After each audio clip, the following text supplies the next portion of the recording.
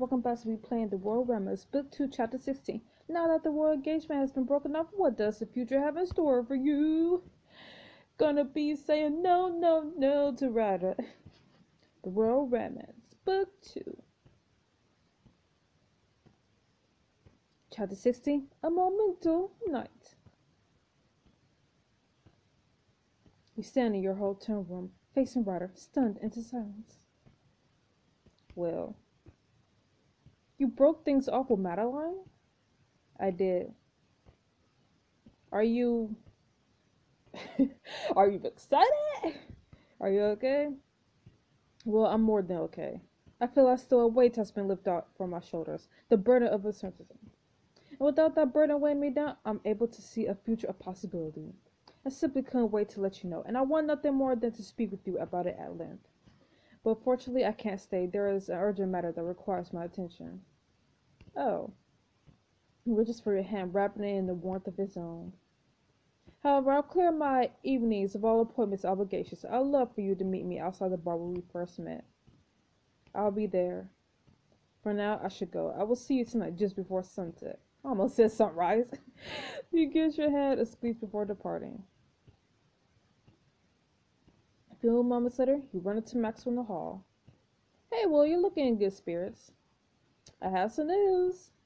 Bad news, good news, or great news? Great. Ryder, he called off the engagement. He and Madeline are through. Oh, this is big. And Ryder cleared his evening to talk to me. Okay, this is really big. Yeah. Do you know what you're going to say? That will require knowing what he's going to say, which I don't. Well, this is the moment of moments. We need to get you to the boutique right now. I'll text Bertrand everything and tell him we're on our way. You and Max will hurry into the shop. Bertrand should be here any minute. Don't worry, if I know him, he'll be the calm presence you need in the faces of the so momentous. The door bursts open and Bertrand marches in. Where's the fire? This is it! This is the moment we've been fighting for all along. You, Ryder, no black schemes or blonde hair barriers in your way. If all goes well tonight, house beam up will be the talk of everybody, and the steam and subsequent wealth will surely follow. We had to make this night perfect. Started with the dress. Lady Will, when do you read Ryder? Later tonight. Good God, that's so soon. Quick, Maxwell, grab everything out the rest. We have to find the perfect outfit. Maxwell begins racing around the shop, pulling whole sections of dress from the wall. Bertrand escorts you to the dressing room. Change like our lives depend on it. The first of the outfits sail over the top of the door. You try them on, briefly stepping out for opinions. Why do you look like you're about to go to the mountains and be yodeling? How about this? Just because Ryder's war doesn't make this a Renaissance fair. You look like you're about to go back to your old job. I don't know about this one. Maxwell. Oops, didn't know how that got in there. Outfit after outfit, it all blurs together. Maxwell, wear the dress. Wear almost all the time. Oh my gosh, this is the one. Well, hurry up and bring it over. Your hair hurried steps outside the room before a dress flies over the door. It's deep charcoal with sequins that glitter like the windows of a skyscraper. Wow. You try it on. Huh. But no, by mistake, to my pedal pig. You walk out of the dressing room. You know, I think I'll go with this dress. Ryder won't mind as long as I'm in it. But sometimes you have to trust the magician. I suppose. I don't care. This is it. Well, if we can't win him over with your attire, we can at least do so with your manners. Let's quickly rehearse quarterly protocol. Quarterly protocol? But it's almost time to read Ryder. We will use every available second to prepare. Absolutely nothing could go wrong. Nothing. Now then, I'll be King Ryder. Good evening, Lady Will. And what do you say? Sup, my dude? This is ridiculous. Good evening, Your Majesty. Would you allow me to escort you to our carriage? I'll be honored. Bertrand extends the arm and takes it, sliding your arm through his. No, Lady Will. It's presumptuous to do more than put a hand in the crook of his elbow. Let's try it again. Do I really have to do all this? Look, Your Grace, I appreciate the tips, but I never had trouble wooing Ryder. In fact, she's an expert at it. Don't let overconfidence be our downfall. Why are you being so pushy? Because the glory of House beyond my lineage dating back hundreds of years is at risk, and I will not be the one who fails our legacy. This is all I have left. Bertrand. Does this have anything to do with something? I've been so distracted by finding Tariq and everything that I didn't even ask how your visit with her went. There's nothing to say. That chapter has long since closed. But you still talk to her. Talk is too strong a word. We occasionally exchange messages to make sure she's receiving adequate support from House Beaumont. Those moments are small, infinite small, really, but they are the treasures of my day. Bertrand, you are doing a good thing. Sounds like you're dating. I don't deserve either of them. I'm gonna just be positive. I owe it to her. To both of them. You still care for her. She's the mother of my son. Of course I do. You should be with her. Remember the way you two used to get along? There's nothing to rekindle, and that's for the best. With such distractions out of the way, I can refocus my efforts to restore House Beaumont, something we are very close to accomplishing. If you love her, then you should follow your heart. Let her be the one. I mean, honestly, though, just follow your heart, dude. And if she's all like, no, I don't want to get into a relationship, then it's okay to be all like, okay, I'm gonna respect your decision. Don't just hang back if she does want to pursue something. It'll make you happy. There's no romance to be had while this house teeters in the brink of ruin. We will not discuss this further. Now you have an appointment to keep. Bertrand ushers you out of the boutique. You make your way through the streets of New York. When you arrive outside your old bar, Ryder is waiting for you. He breaks into a smile as soon as he sees you. Well, I'm not going to do it though. Ryder, I'm happy to see you. And I have never been happier to see you. You pause to look around, eyes crinkling with nostalgia as you regard the facade of your old bar. Yes. I must admit, strange to be back here. You're telling me.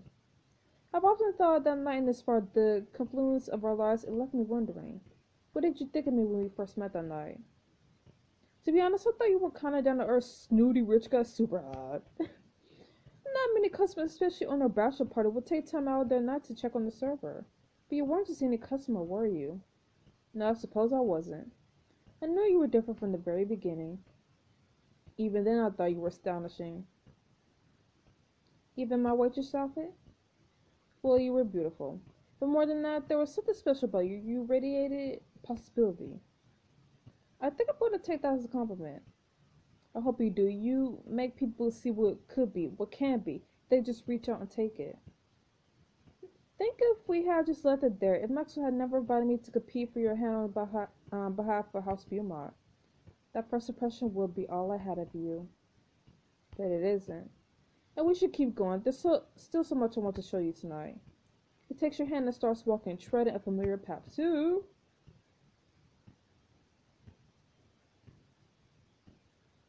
The beach you took him to on the night you first met. Oh, being back here after all this time is a little surreal. This place was a hit, you know. The guys could stop talking about it afterward. Yeah, maybe I should go into the bachelor party planning business. You will certainly give Drake and Maxwell a run for their money. They planned an excellent event, but your suggestion was the perfect end to the evening. Looking back on that night, when I think about how much knowing you had changed me, I can't help but imagine the man I would be if I had never met Drake or Maxwell. I was going to say that Maxwell probably makes you more jovial, but I'm sure Drake's influence balances that out. Heh, probably. You know, when I think about you, Drake, Maxwell, you aren't alike at all. How did you even gain such a circle of friends? Well, I've known Maxwell the longest. I'll never forget his first entrance. It was his first time at court, and earlier that day my brother had done something to accept me. How would he do? Honestly, don't remember, but I know that I was trying to put on a brave face all day. Maxwell had never even spoken to me before, so I right through it and made it his mission to cheer me up. Through some combination of compliments, distractions, and persistence, he succeeded. That sounds so perfectly Maxwell, more perceptive than I would expect from him. So, Maxwell, at a certain point, it's just impossible to be unhappy around him. We honestly need friends like that. That's a desirable trait in a friend. I guess it's part of what makes him a good one. What I will always remember about it is that Maxwell just ran up to me like I was anyone, like we were old friends and I wasn't a prince. He has never treated me differently because of the title. What about Drake? He was introduced to me when his father joined the King's Guard. And you hit it off right away? Oh, no, not at all. When he first came, he was grumpy, cold, and distant. I feel like you're just describing Jake now. He improved significantly, if you can imagine that. No, we became friends when a member of the guard caught him playing with one of their tasers. Oh no. He would have been in serious trouble, but I said that I had stolen it and give it to him so that he wouldn't get in trouble. There was only so much punishment a guard could prescribe to a prince. As a result, Drake didn't get in trouble and he's been my most loyal friend ever since. Wow, so you've always been a knight in armor? It must have been tough before he had you. Always been a knight in armor? You give me far too much credit. I really don't. Drake is lucky to have a friend like you. Considering how many times Drake has come to my aid, I'd say the scales have since tipped in the other direction. Knowing him, I think he would disagree. So now you told me how you met Maxwell and Drake. How did you meet? I'm interested how you meet Hana. The final member of the Will Gang, as she only came to Cordonia for this year's social season. I met her shortly before I met you. And what did you think? Even then I could tell we were kindred spirits. What do you mean? We have a lot in common. We were both bred for a certain life, both bound by familiar expectations. Did you think you might pick her the first time you met, I mean? She would have been an excellent match, and she's brilliant at a great many things, but hiding her feelings isn't one of them. Her heart simply wasn't in it. How could I choose that life for her? For what it's worth, I think you did the right thing by her. That is my hope. Ryder runs a hand over his hair. This has been even more of a trip down memory lane than I anticipated. I like hearing these stories about our old friends. It pleased me to hear that, but I do have more plans for this evening. Shall we move on to the next? We take one last look over the shore, and then depart, following Ryder towards your next destination. Ryder leads you through the glow of the streetlights to a pier overlooking the water. I thought we were tracing the night we met. We were, but I have something else in mind for the remainder of the evening. So we're not going to spend the night on the street outside my old apartment? I hope you're not disappointed. This is a much nicer view. I agree. As you look out over the water at the glittering city skyline, Ryder gazes at you. So nice. Well, the night we met, I thought I knew precisely where my life would take me. Even before my brother abdicated, my life was on rails. I accepted that I would always have limited choices. That didn't change after your brother left. When I knew I would become king, I felt more ardently than I had to listen to my advisors to walk in the footsteps my predecessors had laid for me. I didn't realize that being a good leader meant taking the reins for myself, not until I met you. I had no idea how drastically things would change when I walked into that bar and into your life. You know, me either. I always knew this would happen. I thought I knew what was ahead of me too. Work, friends, maybe a family someday. How could I possibly predict all of this? Honestly, right before I met you, I was bored perfectly fine, no one. I was bored. I looked at my apartment window every day wondering what else was out there. And then you came along and showed me. I've been presented as a lady at court, learned to waltz, sail the boat, travel to Italy, Paris, Shanghai. There may have been some bumps in the road, but it's always been exciting. What I'm trying to say is you changed my life to more than I could ever have thought possible. All good, I hope. Good in all the ways that count. Come on, it's time we finally finish our date. Ryder takes your hand and guides you to where a small foot ferry awaits. It's empty save for the captain and two crew members who wave as you approach. After you, my lady. You know, for a guy who doesn't like boats, you sure have a lot of them. I may be coming around. You board the boat followed by Ryder and the crewman pushes off. As it sails through the water, it becomes clear that the boat is headed towards the base of the Statue of Liberty. I should have guessed. A short ride later, the boat docks at the base and you disembark. You stroll a Ryder for a few paces before stopping to enjoy the view. Wow. She really is something, isn't she? She is. You're right, standing there from shoulder to shoulder, seized by the dramatic view of the statue, stars twinkle in the night sky beyond. So beautiful. You are brought back to the moment by the caress of a light breeze, which whispers through the branches of a nearby tree. Ryder turns to you. Well, do you remember the coronation? How could I forget? I was going to propose to you that night in front of the entire court. Not doing so remained the deepest regret of my life. A gust of wind rolls through your hair and Ryder reaches out to brush the strand out of your eyes. You notice the beginning of a smile on his lips.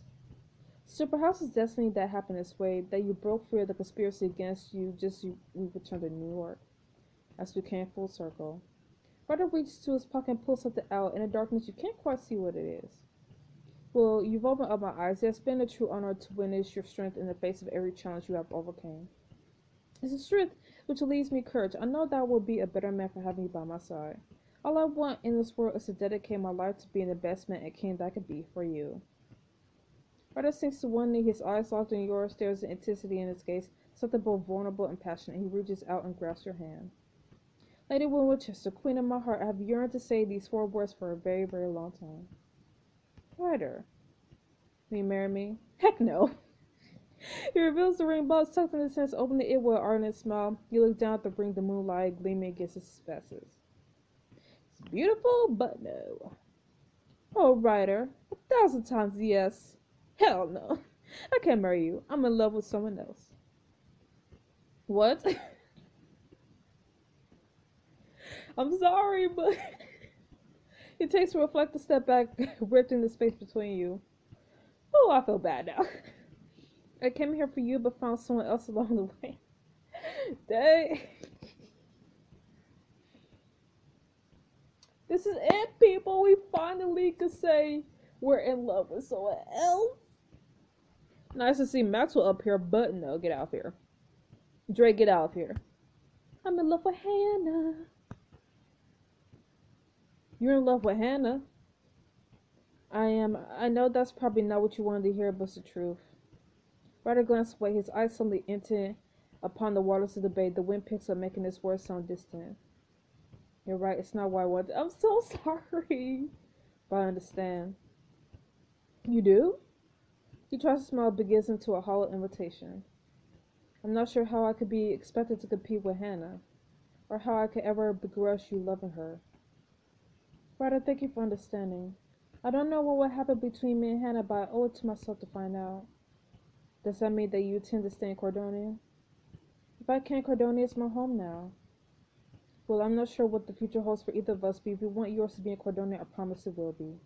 There are a few unclaimed duchies in Cordonia. Had you accepted my proposal, one would have been bequeathed to you as part of becoming a royal. However, no matter what our relationship is, I firmly believe that your presence and influence at court is good for Cordonia. I can still make the arrangements. You would do that for me? For you, for Cordonia, and for myself. You may not return my affections, but I will never punish you for that. If this is what it takes to keep you in my life, consider it done. So I'll be a duchess? You will, with a duchy of your own to show for it. I'm suddenly really excited to return to Cordonia. We'll make the announcement upon our return at the homecoming ball. But wait, what happens to you? What will you do with our fiancé? Actually, I'm not certain. There's no legal proceeding for this. As far as the letter of the law is concerned, an engagement was only required to extend the throne. As far as the coroner council are concerned, without a queen, the crown is not secure. So where does that leave you? As king, I have some authority to take my destiny to my own hands. Does that mean you won't get married? Ryder sighs and rubs his hand over his hair, thinking for a moment. Not right away, but whether for love or for stability, I'll still need to marry. I suppose this just gives me a bit more time. Ryder, for what it's worth, I hope you find someone you really love, and who loves you just as much. You deserve that happiness. Thank you, Will. It's worth it a lot. I did have one final stop in mind for tonight's adventure if you're interested. I arranged for a private excursion at the top of the Statue of Liberty. I would still love for you to join me. I want to show my gratitude to you for showing me that I could choose my future for myself. So, Will, what do you say? Heck no. Get out of here. This has been a very long night for both of us. I think it's best we head back and get some rest. Certainly. I'll walk you back. When you arrive at the hotel, you bid Ryder farewell for the evening and make your way to your room. You arrive to find that a note has been slid underneath your door. What's this? Well, if you're free tonight, please meet me on the hotel back at this hotel I want to discuss. What? From Hana? You fold the note and shove it to your pocket on your way out the door. I wonder if we will receive a note from anybody that we say that we're in love with. Like, for example, people who pick Drake will get Drake's letter. People who pick Maxwell get Maxwell's letter. I really am curious. A few moments later, you emerge to the balcony. You look around, but it's empty. I wonder what Hana wants to talk about. You lean against the railing and look out over the city. Think about what you're going to say. Several minutes have passed when you hear footsteps approaching from behind. You turn to see. Well, I'm glad you're here. She glides towards you, reaching for your hand. When she grabs it, her eyes are intent on your own. I want to talk about us. Yes. Yes. Well, what Hana said when you tell her you turned down Ryder's proposal. Fine, now to the next chapter. I'm so sorry, Ryder. Like, I really am. I don't like breaking hearts, but my heart's not with you. And I'm not going to marry you for the crown either. I'm in love with Hana, and I want to be with her. So, yeah. So, anyways, I really am curious. I probably have to... I'm going to look it up and see, though, if it is true that, you know, whoever you say you're in love with, they send you a letter, then you meet them on the balcony, and then you get to tell them that you turned down Ryder. So I am excited to see other people's playthroughs, see their other screenshots. So I'll see you guys next week for the next chapter of the romance. Stay frosty. Bye bye.